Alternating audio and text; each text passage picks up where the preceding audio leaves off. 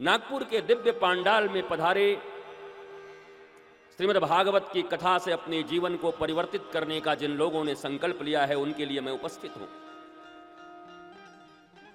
पर जिन लोगों ने 7 दिनों का मेला समझा है और थोड़े उछल कूद करके बंदरों की तरह नाच कर वापस जाना चाहते हैं, उनको अभी से मेरा बाय बाय। आपको कुछ मिलने वाला नहीं है, आप निराश हो जाओगे। श्री कृष्ण की पवित्र भूमि श्रीधाम वृंदावन से हम यहां पर आए हैं भगवान श्री राधा कृष्ण के महारास को उत्पन्न करने, उपस्थित करने। अगर इस महारास में तुम भाग न ले सके तो तुम्हारी जिंदगी ऐसे ही निराश, उदास, हताश, हरास में रहेगी। दुनिया में 2 ही रास्ते हैं, या तो श्री कृष्ण के साथ महारास कर लो या फिर निराश, उदास और हताश जी लो। And it's totally depend upon you. ये तुम्हारे ऊपर डिपेंड करता है कि तुम्हें क्या चुनना है। भगवान का महारास चाहिए या इस दुनिया में निराश, हताश, उदास होकर के जीना चाहते हो, ये चुनाव तुम्हारा होगा। इस दुनिया में शायद ही ऐसा कोई आदमी हो जो कहे कि मैं निराश रहना चाहता हूं, मैं हताश रहना चाहता हूं, मैं उदास रहना चाहता हूं। हर कोई चाहता है आनंदित होना, हर कोई चाहता है मस्त होना, हर कोई चाहता है गीत गाना, नृत्य करना, आह्लादित होना, अपने परिवार, परिजन, समाज के साथ मस्ती के साथ जीवन यापन करना चाहता है सभी, पर मिलता किसी किसी को है।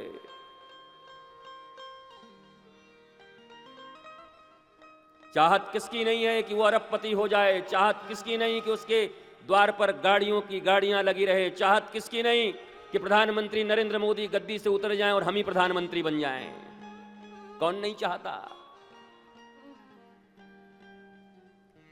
सबके हृदय में एक ही चाहत है, कैसे ऊंचाई पर जाएं, सुविधा की सारी सामग्रियां हमें मिलें, घर द्वार परिवार हमारा आनंदित रहे, हमारे बेटे बेटी बहू सब आनंद में रहें, धनवान रहें, आरोग्य से भरे रहें।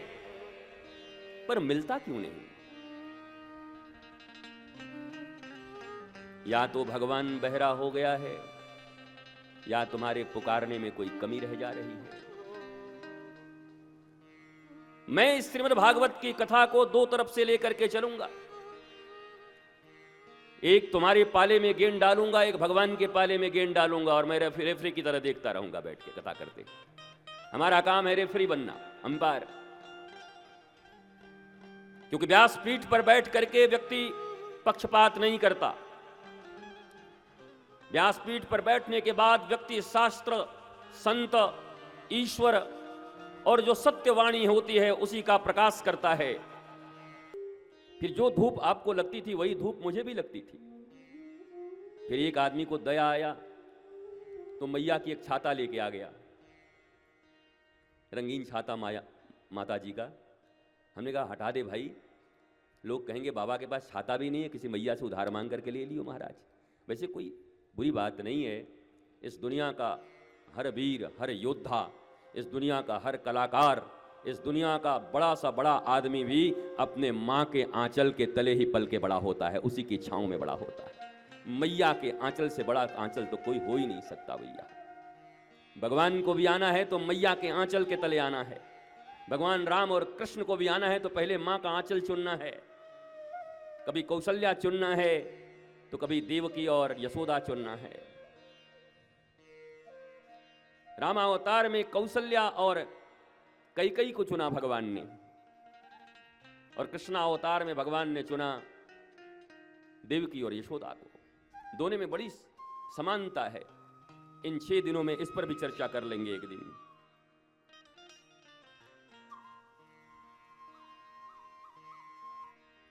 जितनी एकाग्रता से मैं यहां बैठा हूं उतनी ही एकाग्रता से अगर तुम बैठोगे तो मैं आज प्रथम दिन ही आपको यह कह सकने में समर्थ हूं और आपको ये दावे के साथ कह सकता हूं कि 7वें दिवस जब आप उठोगे इस कथा से, आप चाहो तो 50 प्रश्न अपने एक कागज में लिख के अपने इसमें डाल लो और आपके सब प्रश्न के उत्तर 7 दिनों के भीतर, चुपचाप बस रहना, जो जो प्रश्न लिख के बैठे रहोगे आपको उत्तर मिलता रहेगा। 7वें दिन आपकी आंखों में आंसू होंगे और अपने सारे प्रश्नों को फाड़ कर फेंकते हुए मुझसे कहोगे, हे गुरुदेव, लेकर तो 100 प्रश्न बैठा था, पर अब हमारे दिल में कृष्ण उत्पन्न हो गए हैं, अब हमारे दिल में राधा आ गई हैं, हमारी सारी बाधा मिट गई है। पर आपको भी उतना ही अटेंशन देना होगा। 1 मिनट चूक गए तो सावधानी हटी, दुर्घटना घटी। चूकोगे तो बात नहीं बनेगी। 3 घंटे उस चकोर की तरह, चकवे की तरह, जो स्वाति नक्षत्र के बूंद को पीता है, वो प्यासे मर जाएगा, पर स्वाति नक्षत्र के बूंद का जल जब तक उसको नहीं मिलता वो नहीं पीता। गंगा जल भी नहीं पीता, यमुना जल भी नहीं पीता, गंगा सबसे पवित्र है उसके बाद भी नहीं पीता, क्योंकि वो सिर्फ स्वाति नक्षत्र के बूंद को ही पीता है। अगर ऐसी एकाग्रता तुम्हारे जीवन में रही, आखिर घंटे तो तुम्हारे बर्बाद होंगे। यहां आए हो, बैठोगे, या तो पड़ोसियों की तरफ आसपास देखोगे, या इधर उधर की बातें करोगे, या हो सकता है प्रधानमंत्री नरेंद्र मोदी या हमारे फडणवीस जी का फोन आ जाए तो तुमको उठना पड़ सकता है। वैसे तो सबके पास होगा ही प्राइवेट नंबर, रोज ही फोन भी आता होगा, क्योंकि मोदी जी आपसे बिना पूछे तो कोई काम करते नहीं होंगे। बार बार लोग फोन देखते, पता नहीं क्या देखते।